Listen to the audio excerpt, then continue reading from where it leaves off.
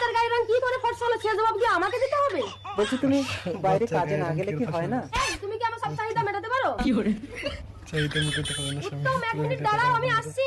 সকালে বেরিয়ে আসো তো রাত 12টায়। দুধের বাচ্চাটাকে একটু বুকের দুধ দিয়ে যাও না? বাবা হয়ে একটা বাচ্চাকে সামলাতে পারছো না? যাও ভেতর থেকে ওর জুতোটা এনে দাও। পুরো খাও হয়ে গেল।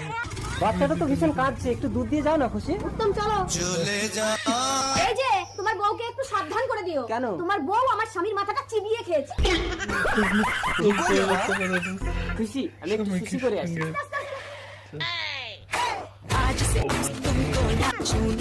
কে তুমি?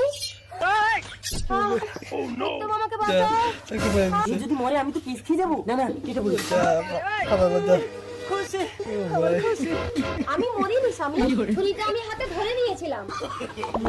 আজ আমি বুঝতে পারলাম কে আমাকে নিঃস্বার্থভাবে ভালোবাসে। খুশি, আমি সুশি করতে গেছিলাম। Get lost?